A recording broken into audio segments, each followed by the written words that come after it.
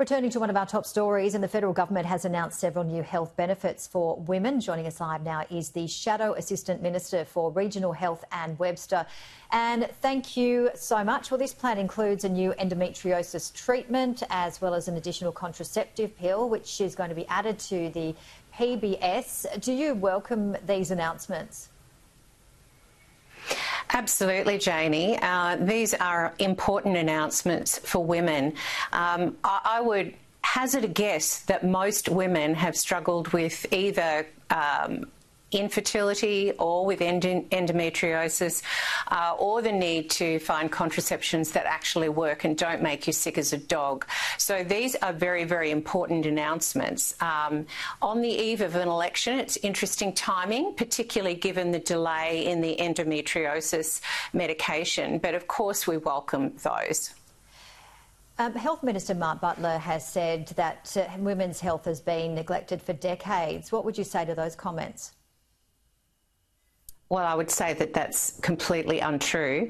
The Coalition has an incredible record over the last 10 years of delivering or amending new PBS medications, 2,800 of them. So to say, you know, we've been sitting on our hands effectively is untrue.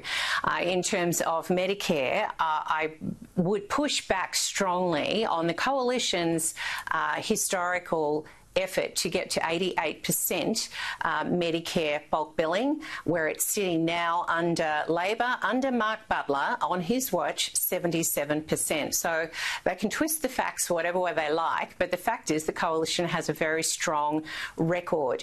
And we are absolutely committed to a quality, top quality world health service across Australia, no matter where you live, including in the regions. Obviously, as the Assistant Shadow for Regional Health, that is my priority, to ensure that women out in the regions and their families can access health care. So this is very important. The other point I'd make, Janie, is that it's the Coalition who actually put pelvic pain and endometriosis clinics into reality, made them a reality for women around Australia.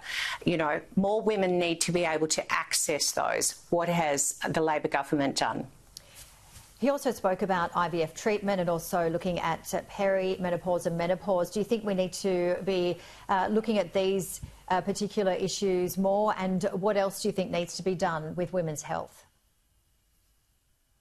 Yeah, look, I do think IVF is extremely expensive. Not only have I had to go through that journey myself, so many other women that I know now do, and they have to literally take out a bank loan. So definitely more needs to be done in that space.